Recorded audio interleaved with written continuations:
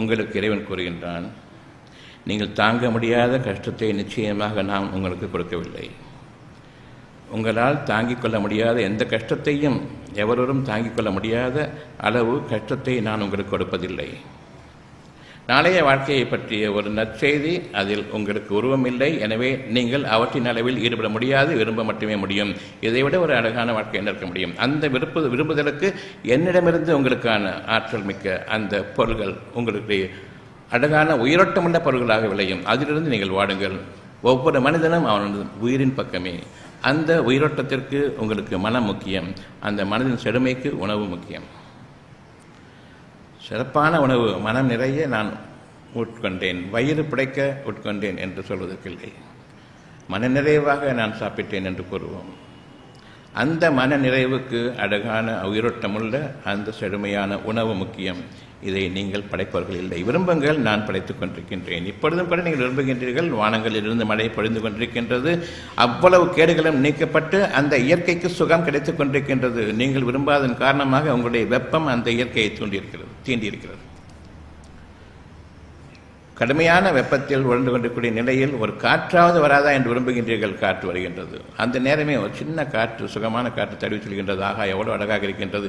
நீங்கள் விரும்பியது இதுதான், இன்னும் விரும்புங்கள். நீங்கள் இந்த காற்றை நீங்கள் அசைப்பவர்கள் இல்லை. இந்த காற்றுக்கு குளுமையை கொடுப்பவர்கள் நீங்கள் இல்லை. இந்த மலட்டு காற்றுக்கு உயிரோட்டமுள்ள அந்த நீர்ச்சக்தியை கொண்டிருக்கக்கூடிய குளிர்ச்சியை கொடுப்பவர்கள் நீங்கள் இல்லை. எப்படி பெருமை கொள்கின்றீர்கள் நாளைய வாழ்க்கையை பற்றி? அஞ்சுவதற்கு பதிலாக இரையச்சம், பயபக்தி இதுதான். நாளைய வாழ்க்கையில் நான் எந்த அளவுக்கு பொருளை கொண்டு நான் என்னுடைய முயற்சியை மேற்கொண்டிருக்கின்றேனோ, நான் பிணக் வாழ்க்கையில் சென்று விட்டேன். சென்ற காலத்தில் நான் எவற்றையெல்லாம் பார்த்தேனோ அதைத்தான் நாளைய வாழ்க்கைக்காக நான் முற்படுத்தி வைத்துக்கொண்டு, இன்னும் எவர்களெல்லாம் ஒரு உல்லாசமான வாழ்க்கையில் வாழ்ந்து கொண்டிருக்கின்றார்களோ, வெறும் பொருள்களின் அடிப்படையில் அப்படியான வாழ்க்கை எனக்கு வேண்டும் என்று அழிந்து கொண்டிருக்கூடிய வாழ்க்கையையும் அழிந்துவிட்ட நேற்றைய வாழ்க்கையினுடைய அமைப்பையும் கொண்டு நாளைய வாழ்க்கைக்கு நான் கொண்டு வருகின்றேன். நான் ஏற்கனவே பிணமாகிவிட்டேன். அந்த பிணக்காட்டு வாழ்க்கையை நாளைக்கு கொண்டு வரும்பொழுது நீங்கள் வாழ்வதில் அர்த்தமில்லை. இன்னும் ஜடமான நாற்றம் எடுக்கும் அந்த அலங்கோலமான வாழ்க்கையின் பக்கம் நாம் சென்று கொண்டிருக்கின்றோம். உள்ளத்தை நீங்கள் தூய்மையாக பாதுகாத்துக் கொள்ளுங்கள். அந்த உள்ளத்தின் தூய்மை, நான் பொருளை கொண்டு அதனை மாற்றி அமைக்கக்கூடாது, நான் படைக்கக்கூடாது. படைக்க இருக்கக்கூடியது ஒரு பொது படைப்பு. நீங்கள் நாளைக்கு நீங்களாக இல்லை. உங்களுடைய முகத்தோற்றம் மாறும், உங்களுடைய உருவத்தின் அமைப்பு மாறுகிறது, உங்களுடைய மனநிலை மாறுகின்றது. இவ்விதமாக இருக்கும் பொழுது நான் நாளைக்கு இதுவரையில் பார்த்த பொருள்களை கொண்டு நான் வாழப்போகின்றேன். அந்த பொருள்களை சம்பாதிக்கப் போகின்றேன். அந்த பொருள்களுக்கு உயிர் இல்லை. ஒரு பழம், அதை நீங்கள் பறிக்கும்போது அதில் உயிரோட்டம் இருக்கின்றது. அதை பறித்து வைக்கும்போது அடுகுகிறது அல்லது காய்ந்து போகின்றது, சருகுகளாக மாறுகின்றது, வெப்பம் தூண்டப்பட்டதாக மாறுகின்றது. எப்பொழுதுமே உயிரோட்டமுள்ள ஒரு வாழ்க்கை வேண்டும் என்று விரும்புங்கள். ஒவ்வொரு நாளும் பூத்து குலுங்கக்கூடிய இந்த மரங்கள் அவ்வளவும் காட்டு மரங்களாக இருக்கின்றனவே, எந்த விதமான நன்மையும் இல்லாமல் அது பூத்து குலுங்க வேண்டும். இங்கு என் இறைவன் என்னை பற்றி திருப்தி அடைந்தான். வானங்களிலிருந்து அவற்றின் பூக்களுக்கு அந்த மலரக்கூடிய தன்மையையும் அமைக்கின்றான். அதிலிருந்து பழங்களும் இருக்கின்றன. இந்த காட்டு மரங்கள் கூடாது என்பதை விரும்புங்கள். உலகத்திலேயே மிக சிறந்த படைப்பு எது என்று கேட்டால், யார் என்று கேட்டால், மனித இனம் என்று நீங்கள் கூறுவீர்கள். எங்கிருந்து இந்த உணர்வு வந்தது? நிச்சயமாக மனித இனம் சிறப்பானது. மனித இனம் இந்த அகிலங்களுக்கெல்லாம் மேலான ஆற்றலை கொண்டிருக்கின்றது. மனிதனோடு இறைவன் தொடர்பு கொண்டிருக்கின்றான். மனிதன் இறைவனோடு தொடர்பு கொள்ள முடியும். இந்த இரண்டும் இணைந்திருக்கும் போது வானங்களும் பூமியும் இறைவனுக்குரியது என்றால், நீங்கள் இறைவனோடு இணைந்திருக்கும் பொழுது இவ்வளவு உங்களுக்கு அடிமை. நீங்கள் நியாயமான உணர்வு கொண்டிருப்பீர்களானால் நிச்சயமாக இறைவன் நியாயவான்களை நேசிக்கின்றான். அவர்களோடு அவன் இருக்கின்றான் என்பதையும் நாம் அறிய வேண்டும். நியாயமான உணர்வை கொண்டு இன்று வாடும் பொழுது நாளைய வாழ்க்கையில் இறைவனுடைய துணையை கொண்டு நீங்கள் வாழ்வீர்கள். உங்களுக்கு பொருளும் உண்டு, அந்த பொருளில் சுகமும் உண்டு, அந்த சுகத்தில் உங்களுடைய மனமிக்க வாழ்க்கையும் அமையும். இறைவனோடு நீங்கள் தொடர்பு கொள்வதற்கு ஒரே வழி, உணர்வு பூர்வமான மறைவான ஆற்றல் மிக்க இறைவனுடைய நற்செய்திகளை உருவமாக்காதீர்கள். நீங்கள் பார்த்தவற்றை கொண்டு அதில் ஒரு சில பகுதியை இதுதான் இறைவன் அமைத்ததோ என்று நீங்கள் எண்ண வேண்டாம். அவ்விதமாக நீங்கள் எண்ணவும் முடியாது. ஏனென்றால் நாம் இன்று நாளை வாழ்க்கையில் வெறும் பணத்தை தவிர வேறு எதனையும் வைத்துக் கொண்டிருக்கவில்லை. இப்பொழுது பணத்தை மட்டும் உங்களுடைய வாழ்க்கையிலிருந்து நீக்குங்கள். அது நிகழ்ந்து கொண்டிருக்கின்றது. நிகழ்காலத்தில் நீங்கள் விரும்புவது போன்று நிகழவில்லை, வேறு விதமாக நிகழ்ந்து கொண்டிருக்கின்றது. உங்களுடைய விருப்பத்திற்கு ஏற்றவாறு ஒரு சனப்பொழுது நீங்கள் விரும்பியதை நிறைவேற்றி காட்டுங்கள், பார்க்கலாம். என்ன இருக்கிறதோ அதை அப்படியே நிறைவேற்றி காட்ட வேண்டும். சுகமாக பொழுது வாழ வேண்டும் என்றால் அந்த சுகத்திற்கு என்ன அர்த்தம் என்று தெரியாமல் எப்படி வாழ முடியும்? சுகம் என்பது உணர்வு. அந்த உணர்வு நிறைவாக இருக்கின்றதா? இல்லை, போதுமானதாக இல்லை, இன்னும் வேண்டும், இன்னும் வேண்டும், இன்னும் வேண்டும். இப்பொழுது நாம் சுகமாக வாழ்ந்து கொண்டிருக்கின்றோமா? இல்லை. அடுத்த நொடிப்பொழுது என்ன நடக்கும் என்ற ஒரு கவலை இருக்கின்றது. நாளைய வாழ்க்கை பற்றி கவலை இருக்கின்றது, பிள்ளைகளை பற்றி கவலை இருக்கின்றது, என்னுடைய வருங்காலத்தை பற்றிய கவலை இருக்கின்றது, என்னுடைய சந்ததிகளை பற்றிய கவலையும் இருக்கின்றது. சமுதாயம் எந்த நிலைக்கு போய் கொண்டிருக்கின்றதோ அந்த கவலையும் ஒரு மொழியில் இருக்கின்றது. இந்த சமுதாயம் நல்ல நிலையில் இருந்தால் தவிர ஒவ்வொரு அங்கத்தினரும் உறுதியாக நிச்சயமாக அமைதியோடு வாழ முடியாது. அப்படி என்றால் இவர்கள் அனைவருடைய நிலைமையை மாற்றுவதற்கு மனம் மிக முக்கியம், மனதிற்குடைய சத்தியமும் தூய்மையும் மிக முக்கியம். அந்த சத்தியத்திற்கு புறம்பாக நான் போவேனேயானால் என் நன்மைகளை நான் தவறவிடுவேன். பிறகு நான் அந்த தீமைகளில், நான் சம்பாதித்த அந்த தீமைகளில் நன்மையை விரும்பாமல் நான் பொருளை விரும்பும் பொழுது தீமைகளை விரும்பினேன், ஜடப்பொருள்களை விரும்பினேன். நான் கண்டுபிடித்த பொருள்களின் மீது நான் மிக பெருமையும் கொண்டிருந்தேன். என்னை யாரும் அசைக்க முடியாது, அந்த கடவுளே வந்தாலும் என்னை ஒன்றும் செய்ய முடியாது என்ற அளவுக்கு வசனங்களை பேசிக் கொண்டிருக்கக்கூடியதும் அதை கேட்பதுமாக இருந்து கொண்டிருக்கின்றேன். என்னுடைய எண்ணமும் அவ்விதமாக இருக்கின்றது. இப்பொழுதுதான் உங்களுக்கு நான் செய்த தவறினுடைய பதிவு அங்கு உருவாகின்றது. எப்பொழுது அந்த கடவுளே வந்தாலும் ஒன்றும் செய்ய முடியாது என்ற அளவுக்கு என் பெருமை மிஞ்சுடுகின்றதோ அன்று என்னுடைய தீமைகள் பதிவாக்கப்படுகின்றன. அதற்குரிய விளைச்சல்களில் நான் வாழ வேண்டும். அந்த விளைச்சல்கள் உருவாகிவிட்டன, சூழ்ந்துவிட்டன. அந்த சூழ்ந்து கொண்ட விளைச்சல்களும் உங்களுக்கு அனுபவமாக அறிவிக்கப்படுகின்றது. நாளை வாழ்க்கை பற்றிய ஒரு இனம் புரியாத கவலை, பயம். இதனை யார் ஏற்படுத்தியது? எவ்வளவு வேண்டுமான பணம் சம்பாதியுங்கள். நீங்கள் சம்பாதித்த அந்த பாதைகளில் நான் மேற்கொண்ட தீமைகள், அதாவது பொய்யையும்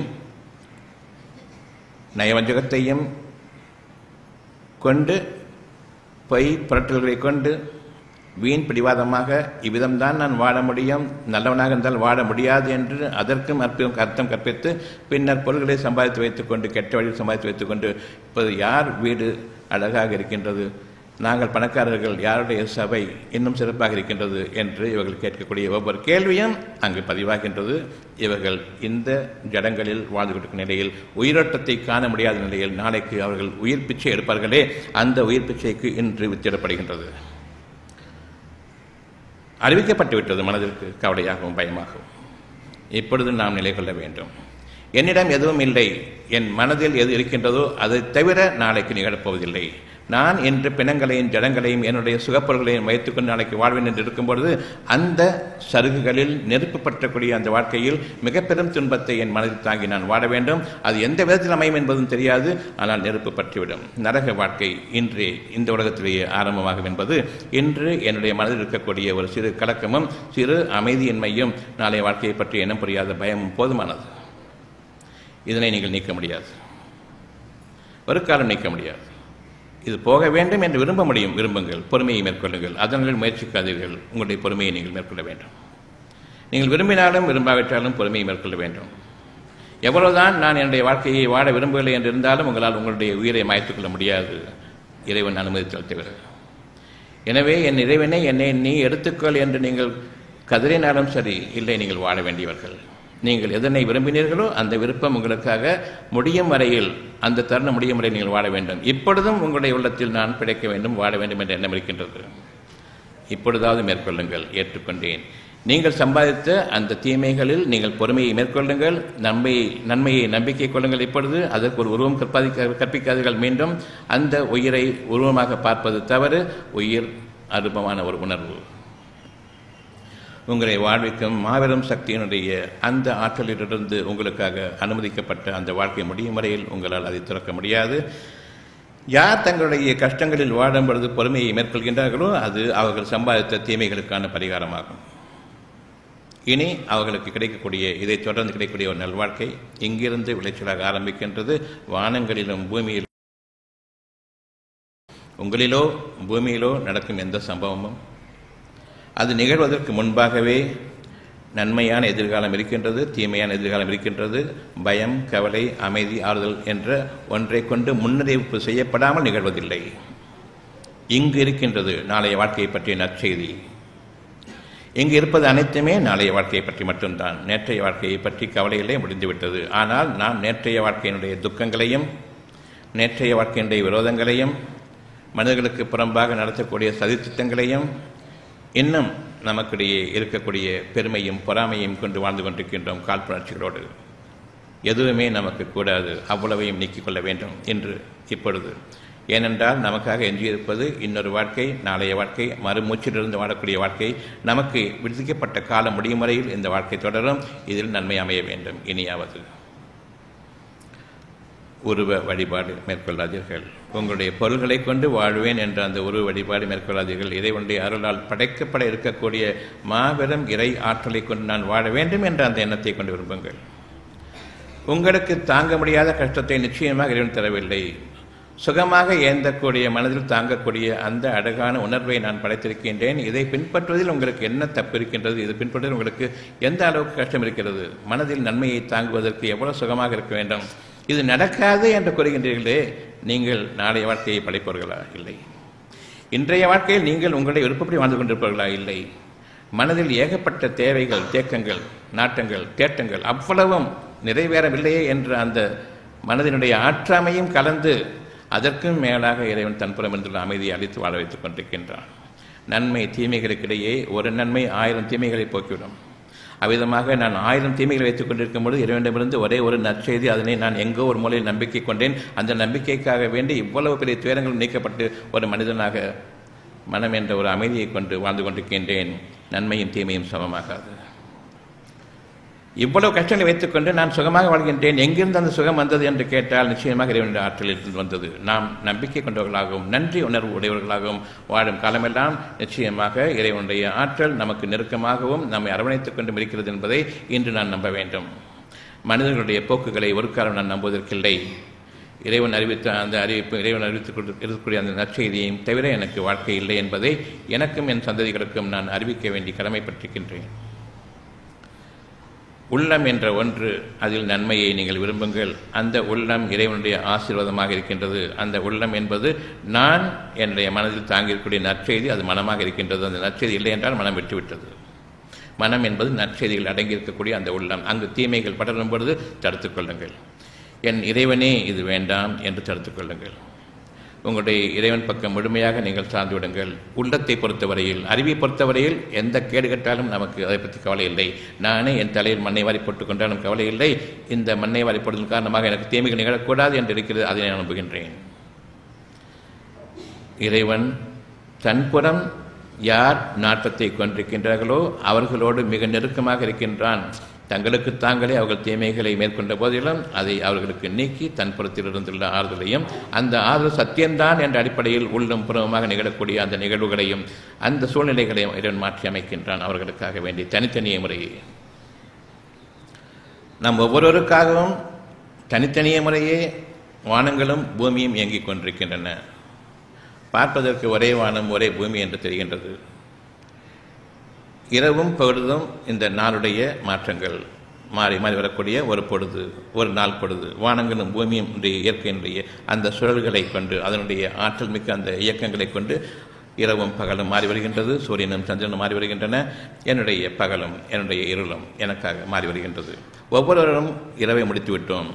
ஒவ்வொருவரும் தனித்தனியாக அந்த இரவு எப்படி இருந்தது கேட்டால், எனக்கு அவ்வளவாக தூக்கமில்லை, எனக்கு கொஞ்சம் கஷ்டம் இருந்தது, எனக்கு கவலை இருந்தது, எனக்கு அலுப்பு இருந்தது, எனக்கு கெட்ட கனவு வந்தது, எனக்கு நல்ல கனவு வந்தது, எனக்கு சுகமான தூக்கம், எனக்கு தூக்கமே இல்லை. ஒவ்வொருவருக்கும் தனித்தனியான இரவு பொழுது கழிந்திருக்கின்றது. தனித்தனியான பகலும் கூட. ஒருவருக்கு மன ஆற்றாமை, ஒருவருக்கு மனதின் செழுமை. இதற்கிடையே ஏகப்பட்ட முரண்பாடுகள் கொண்ட வாழ்க்கை. அப்படி என்றால் பகல் பொழுதிலும் ஒவ்வொருவருக்கும் தனித்தனியே நிர்ணயிக்கப்படுகின்றது. ஒரே பகல் ஒரே இரவு அல்ல. ஒவ்வொருவருக்கும் இவ்விதமாக இருக்கும் பொழுது ஒவ்வொருவருக்கும் தனித்தனி உலகம் என்பதை அறிந்து கொள்ளுங்கள். வானம் முதலாக பூமி வரையிலும் உங்களை சுற்றியுள்ள இயற்கையும் சரி, உங்களுக்கு என்று தனித்தனியாக பிரத்யேகமாக அந்த உலகம் அமைக்கப்படுகின்றது. வானமும் பூமியும் சேர்ந்த உலகம் என்றால் என்னுடைய பகல் பொழுதும் ஒவ்வொருவருக்கும் வேறு வேறு எப்படி நிகழ்கிறது என்பது ஒவ்வொருவருக்கும் தனித்தன்மையானது. அதே மாதிரி இரவு பொழுதும் அப்படியானால் இரவும் பகலும் சேர்ந்து இருக்கக்கூடிய ஒரு நாளின் பொழுது வானங்களும் பூமியும் இயங்கக்கூடிய அந்த அகிலம் ஒவ்வொருத்தருக்கும் தனித்தனியாக இருக்கின்றது என்று அறிந்து கொள்ளுங்கள். ஒரே வானம் ஒரே பூமி அல்ல. உண்மையை உணருங்கள். மாபெரும் மகா சக்தி உங்களை சுழந்து கொண்டிருக்கிறது என்பதை உணருங்கள். இருந்தாலும் அவன் மன்னிப்பவனாகவும் கருணை மிக்கவனாகவும் மனிதர்கள் மீது அன்பு மிக்கவனாகவும் இன்னும் பிழை பொறுப்பவனாகவும் இன்னும் அதிகமாக கருணை புரிவனாக இருப்பதன் காரணமாக வாழ்ந்து கொண்டிருக்கின்றோம். நான் சம்பாதித்து வாழ்ந்து கொண்டிருக்கின்றேன் என்று கூற வேண்டாம். உங்களுடைய சம்பாத்தியத்தை நீங்கள் பார்ப்பீர்களானால் காலை முதலாக இரவு வரையில் சம்பாதிப்பதற்குள்ளாக அந்த சம்பாத்தியத்தில் நன்மை சம்பாதித்தீர்களா கேட்டை சம்பாதித்தீர்களா என்று கேட்டால் பதில் என்ன? 1000 கோடி ரூபாய் என்று சம்பாதித்து விட்டேன். நன்மையை சம்பாதித்தீர்களா கேட்டை சம்பாதித்தீர்களா? நன்மையை சம்பாதித்தேன் என்று கூறுவீர்கள். ஆனால் நன்மையை சம்பாதிக்கும் போது எப்படி களைப்பு ஏற்பட்டது? தூங்கப் போகின்றேன் என்று சம்பாதிக்க வேண்டியதான். இன்னும் ஏன் தூங்க போறீங்க? இல்லை, களைப்பு மேற்கொண்டு விட்டது. சம்பாதிக்கிற அந்த பாதையில் களைப்பு வரலாமா? நன்மை என்றால் நன்மைக்கு நன்மை தானே கூடி, சுகத்திற்கு சுகம்தானே கூடி, பிறகு எப்படி களைப்பும் சோர்வும் ஏற்பட்டது? தூங்கியாக வேண்டும் என்று. இப்பொழுது இரவின் தூக்கம், இரவு வருகின்றது, தூக்கம் வேண்டும். அந்த தூக்கம் இல்லை என்றால் உங்களுக்கு அது என்ன?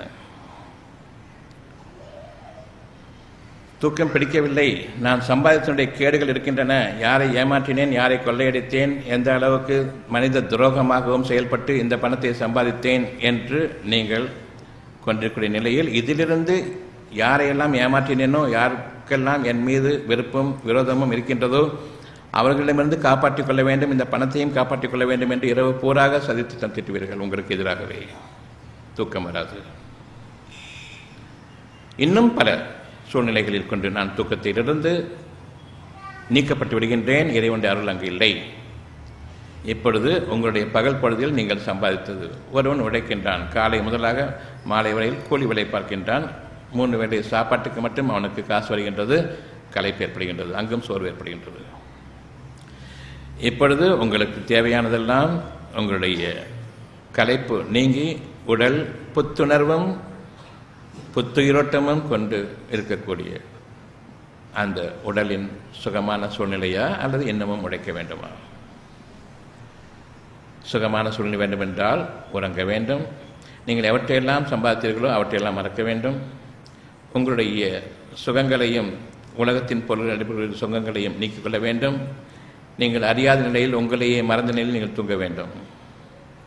வானங்களையும் பூமியை மறக்க வேண்டும், பெற்றோர்களையும் குழந்தைகளையும் மறக்க வேண்டும், மனைவி மக்களை மறக்க வேண்டும், என்று சம்பாத்தியத்தை மறக்க வேண்டும், நாளைய சதித்திட்டங்களிலிருந்து விலக வேண்டும். அவ்வளவையும் நீக்கிக்கொண்டு நான் ஒரு ஜடமாக தூங்கியே ஆக வேண்டும், எனக்கு எதுவுமே கூடாது, நான் கிட்டத்தட்ட இறந்துவிட்ட நிலைக்காக வேண்டும், அப்பொழுதுதான் என்னுடைய மறுநாள் பொழுது அழகாக இருக்கும். இதில் ஏதாவது ஒன்று எனக்கு கவலையையும் பயத்தையும் அல்லது அதில் அதிகமாக நாட்டத்தையும் கொண்டு பின்னால் எனக்கு தூக்கம் மறுக்கப்படுகின்றது. இறைவனுடைய அருள் அங்கு இல்லை. உங்களுடைய கதி என்ன? அடுத்த நாளும் தூக்கம் இல்லை, உங்களுடைய நிலை என்ன? அதுக்கு அடுத்த நாளும் தூக்கம் இல்லை, பைத்தியம் பிடித்துவிடும். அந்த தூக்கத்தை நீங்கள் சம்பாதிக்க முடியுமா? முடியாது. இறைவனுடைய ஆற்றல். அந்த தூக்கம்தான் உங்களுடைய வாழ்க்கை என்றால் பகலிலும் அந்த உறக்க உணர்வை நீங்கள் மேற்கொள்ள வேண்டும். அவ்வப்பொழுது உங்கள் உடல் களைக்கக்கூடாது, மனம் சோர்வடையக்கூடாது. உங்களுக்கு களைப்பும் சோர்வும் நீக்கலாக இருக்கக்கூடிய அந்த பாதையை பகல் பொழுது நீங்கள் தேர்ந்தெடுக்க வேண்டும் என்பது இரவின் பொழுதினுடைய அத்தாட்சி. எவ்விதமாக உங்களுடைய வாழ்க்கை அமைக்க வேண்டும் என்று. எறும்பு போல் சுறுசுறுப்பாக இருக்க வேண்டும் என்று கூறுவீர்கள். நீங்கள் என்ன எறும்பா மனுஷனா? எறும்பு போல் சுறுசுறுப்பாக இருக்க வேண்டும் என்று கூறுவதற்கு அதற்குரிய இயற்கை அது நடந்து கொண்டிருக்க வேண்டும். உங்களுடைய இயற்கை நீங்கள் உலகத்தினுடைய அனைத்து படைப்பினங்களிலும் உயர்ந்த படைப்பினம், ராஜா ராணி மாதிரி வாழ வேண்டிய நீங்கள் ஏன் தொழிலாளர்கள் மாதிரி உழைக்க வேண்டும்? உழைப்பு உயர்வு என்று கூறுவீர்கள். உழைத்து உழைத்து ஓடாய் தேய்ந்து போனதுதான் மிச்சம் என்று கூறக்கூடியவர்களும் நாம் தான். உழைப்பு உங்களுக்கு சிறந்தது என்றால் உழைப்பு சுகத்தை கொடுக்க வேண்டுமா, உழைப்பு களைப்பை கொடுக்க வேண்டுமா என்று கேட்டால் சுகத்தை கொடுக்க வேண்டும். ஆனால் நான் எதனை அனுபவிக்கின்றேன்? உழைப்பின் காரணமாக களைப்பை. ஊர் மக்களை திருப்திப்படுத்துவதற்காகவும் ஊர் மக்களிலிருந்து நான் புகழப்பட வேண்டும் என்பதற்காக வேண்டியும் வீண் பெருமைக்காக எதற்காக பொய்யை கொண்டு நீங்கள் உரத்த பேசுகின்றீர்கள் உழைப்பு முக்கியம் என்று. யாருக்கு உழைப்பு பிடிக்கும் என்று ஒருவர் கேட்டால் உழைப்பு பிடிக்காது. சுகமாக ஓய்வில் வாழ வேண்டும் என்றால் அதுதான் வேண்டும். இந்த நாளும் நாளைக்கு நாள் எனக்கு பிடிக்கும், சாட்டர்டே சண்டே, மண்டேலேருந்து எனக்கு கஷ்டம்தான், விரும்பவில்லை அந்த நாட்களை. தெரிந்திருந்தும் ஊருக்கு ஏன் இவ்விதமாக பேசி தொலைக்கின்றோம்? நான் உழைக்க வேண்டும் என்று. ஆட மாட உழைக்கிறதுக்கு மனிதன் சுகமாக வாழ வேண்டும். அப்படி என்றால் சாப்பாட்டுக்கு என்ன செய்வது? பணம் சம்பாதிக்க வேண்டும். உணவை விற்கச் சொன்னது யார்? உணவை படைப்பது யார்? உணவினுடைய உயிரோட்டத்தை அமைத்தது யார்? அந்த உயிரோட்டமில்லை அந்த உணவை நீங்கள் படைக்கவில்லை. அப்படி என்றால் உங்களுக்கு எதற்காக அந்த உணவை விற்று பிறகு காசாக்க வேண்டும் என்று நீங்கள் விரும்புகின்ற பிறகு அந்த காசை கொண்டு உணவை வாங்க வேண்டும். எப்படி நாம் உணவை விற்கின்றோம், எப்படி நாம் அனுமதித்தோம் உணவை விற்பதற்கு? இதில் ஏதாவது ஒரு அணுவளவு துளியளவு நியாயம் இருக்கிறதா என்று கேட்டால், வானம் பொழிகிறது பூமி விளைகிறது என்று வசனம் பேசிக்கொண்டு இருந்தாமே அதே தானே என்றும் வீரபாண்டிய கட்டபொம்மனோட வானம் பொழிகிறது பூமி பொழிகிறது நின்றுச்சா? அல்லது இன்றைக்கும் அதானா? இன்றைக்கும் அதானே. அப்படி இருக்கும் பொழுது இப்போ மட்டும் ஏன் அந்த காசு உணவை ஏன் காசுக்கு விற்கணும்? ஒவ்வொரு உயிரினமும் அதன் உணவின் பக்கம். அந்த உணவை படைத்துவிட்டு பிறகு உங்களை அமைக்கின்றான் இறைவன். உங்களுக்கு பசியையும் ஏற்படுத்திவிட்டு உணவையும் கொடுக்கவில்லை என்றால் அவன் இறைவன் இல்லை. உணவு இருக்கின்றது. இன்னும் நம்முடைய தானிய கிழங்குகளில், அரசாங்க தானிய கிழங்குகளில் அவ்வளவு புடுப்புத்து கிடக்கின்றன. பசிக்கும் வயதுக்கு உணவில்லை. ஏ காமன் அஜெண்டா, தேவையான அனைவருக்கும் பொதுவான அவசிய தேவைகள் உள்ளது. உணவு, தண்ணீர், காற்று. இதை எப்படி விற்க முடியும்? இதன் மீது அதிகாரம் செலுத்தக்கூடிய அந்த அரசாங்கங்களை ஏன் அனுமதித்தீர்கள்? இதற்காக நீங்கள் உங்களுடைய தேவைகளை கொண்டு நீங்கள் அரசாங்கத்திற்கு அவர்களை உங்களுடைய ஊழியர்களாக ஏன் அமர்த்தவில்லை? அவர்களுக்கு நீங்கள் பணிவிடை செய்யக்கூடிய அடிமைகளாக ஏன் மாறினீர்கள்? இதெல்லாம் என்னுடைய மனதில் நான் வாழப்போகின்றேன் என்று நாளைய வாழ்க்கையை கொண்டு நீங்கள் போராடி வாழ்வதன் காரணமாக இறைவனுடைய உதவி அற்றுப்போய் இன்று நீங்கள் கூலிக்காரர்களாகவும் தொழிலாளர்களாகவும் உழைத்து நாம் மாயக்கூடியவர்களாக வாழ்ந்து கொண்டிருக்கின்றோம். உணவை விற்கக்கூடாது என்ற அந்த உணர்வு இப்பொழுது வேண்டும். நீங்கள் மாற்ற முடியாது, விரும்புங்கள் உணவு. நான் நிச்சயமாக அதனை விற்கக்கூடாது என்று விரும்புகின்றேன். இறைவனே நீ உதவி செய். அங்கு உங்களுடைய உலகம் மாறுகின்றது, உங்களுடைய உலகம் மாறுகின்றது. ஒரு தனி மனிதனால் உலகத்தை மாற்றிட முடியுமா என்று கேட்பார்கள். உங்களுக்கு என்று தனித்தனியான உலகம் என்று அறிவிக்கப்பட்டிருக்கின்றது. உங்களுடைய உலகம் மாறட்டும், உங்களுக்கு வானங்களும் பூமியும் அடிமையாகட்டும். இவற்றில் எந்த ஒன்றையுமே நான் வணங்குவதற்கில்லை. எனக்கு அடிமைகள் இவை. வானங்களையும் பூமியையும் படைத்த இறைவன் என்னை உயர்வாக்கி இந்த வானங்களும் பூமியும் என்னை சுற்றி சுரண்டு வர வேண்டும். இரவையும் பகலையும் கொண்டு எனக்கு என்னுடைய நன்மைகளுக்காக வேண்டிய அவன் என்னை உயர்த்த. இப்பொழுது நான் என் இறைவன் மீது நம்பிக்கை கொள்கின்றேன். உங்களுக்கு தாங்க முடியாத கஷ்டத்தையும் கொடுக்கவில்லை, தாங்கக்கூடிய அழகான இதயத்தை அமைத்தான். அங்கு தன்னுடைய ஆசீர்வாதத்தையும் அமைத்தான். இந்த ஆசீர்வாதத்தை நீங்கள் ஏற்றுக்கொள்கின்றீர்களா இல்லையா? ஏற்றுக்கொண்டேன் இறைவனே. இனி இதற்கு புறம்பாக நீங்கள் வீணாக தர்க்கம் செய்ய வேண்டாம். தர்க்கம் செய்வதற்கு நமக்கு அருகதையும் இல்லை. நாளைய வாழ்க்கையை பற்றி நான் அறிந்தவன் இல்லை. ஆனால் வேண்டும் என்ற அந்த ஒன்று வேட்கையை கொண்டு நான் வாழ்ந்து கொண்டிருக்கின்றேன். இதுவரை நான் படைத்த பொருள்களை கொண்டு நான் வேண்டும் என்று வேண்டிக் கொண்டிருந்தேன். அவ்விதமாக அல்ல. உயிரோட்டமுள்ள இறைவனுடைய ஆற்றல் மிக்க வாழ்க்கை எனக்கு வேண்டும் என்று விரும்புகின்றேன். எனக்கு உணவை கொடு, என் சந்ததிகளுக்கு தரித்திரம் என்ற நிலை ஏற்படக்கூடாது என்று இப்பொழுது விரும்புங்கள். உணவு இல்லை என்றால் தரித்திரம், பணம் இல்லை என்றால் ஏழை. ஏழையாக இருக்கலாம், தரித்திரம் பெற்றவர்களை வாழக்கூடாது. சுகபோகிகளாக இல்லாமல் இருக்கலாம். மனதின் ஆறுதலையும் உள்ளத்தினுடைய அமைதியையும் கொண்டு நான் வாழ்வது அதைவிட மிகச் சிறந்தது. இந்த உள்ளத்தின் பக்கம் என்னுடைய வாழ்க்கையை அமைத்துக் கொள்ளுங்கள். இங்கிருந்து தான் உங்களுடைய விளைச்சல்கள், உங்களுடைய வெளிப்படையான வாழ்க்கையினுடைய விளைச்சல்கள் ஆரம்பமாகின்றன. இங்கு எதனை நான் நம்பிக்கைக்கின்றனோ என்னுடைய வாழ்க்கையை, அந்த வாழ்க்கை உங்களுக்கு இல்லை. நீங்கள் படைப்பவர்கள் இல்லை. எவ்வளவு நோட்டு அச்சடித்தாலும் உங்களுக்கு போதாது. 1000 கோடிகளை சம்பாதித்தாலும் போதாது. காரணம் அதில் உயிரோட்டம் இல்லை. ஆனால் உயிரோட்டமுள்ள ஒரு மக்கள் செல்வமாக கொடுக்கக்கூடிய ஒரு குழந்தை பிறந்தால் எனக்கு போதுமானது வாழ்க்கை முழுமைக்கும் என்று நீங்கள் எண்ணுவீர்கள். உங்களுடைய இறை நாட்டத்தின் பக்கம் நீங்கள் திரும்ப வேண்டும். இது வீணான கற்பனை அல்ல. நான் உறுதிப்பட என் மனதில் தாங்கிக் கொள்ள வேண்டிய இறைவனுடைய மாபெரும் ஆற்றல் நம்முடைய ஒவ்வொருடைய உள்ளத்திலும் இயங்கிக் கொண்டிருக்கின்றது. நிச்சயமாக நீங்கள் தாங்க முடியாத கஷ்டத்தை உங்களுக்கு கொடுக்கவில்லை. நீங்கள் சுகமாக அழகாக உங்களுடைய மனதில் இறைவனுடைய ஆசீர்வாதமாக கொண்டு வாழக்கூடிய அந்த வாழ்க்கையை ஒவ்வொரு மூச்சிலும் அமைக்கின்றான். உயிர் மூச்சில் அவனுடைய செய்திகள் இறங்கிக் கொண்டிருக்கின்றன. என்னுடைய வார்த்தைகள் உங்களுடைய காதுகள் மூலமாக உள்ளத்தில் இறங்குகின்றது. இறைவனுடைய செய்திகள் சுவாசம் மூலமாக இறங்குகின்றது. ஏனென்றால் அது உணர்வு. அந்த சுவாசத்தில் இறைவனுடைய செய்திகள், அந்த செய்திகள் உயிர் மூச்சுகள். அந்த உயிர் மூச்சுகளுக்கு காரணம் அது அழகான செய்தி. ஏற்றுக்கொள்ளுங்கள். பெருமை வேண்டாம். நான் சம்பாதிக்கப் போகின்றேன். நீங்கள் படைப்பவர்கள் இல்லை. இந்த விஷயம் நாளைக்கு படைக்கப்பட இருக்கின்றது. இறைவன் படைப்பாளன் என்பது உண்மையானால் அவன் தன்னுடைய படைப்பை காப்பிடிப்போனா அல்லது புதிதாக படைப்போனா? ஒரே மாதிரி படைப்பு. இங்கு ஒரு 300 பேர் உட்கார்ந்துருக்கீங்கன்னு சொன்னால் ஒவ்வொருவருக்கும் தனித்தனியான முகமாக, ஒரே முகமாக எல்லாத்துக்கும் ஒரே ஒரு வட்டம் தான், 2 கண்ணு, மூக்கு, வாய், எத்தனை விதங்கள் அதே இடத்தில் அமைந்திருக்கின்றன, அதே அளவோடு அமைந்திருக்கின்றன.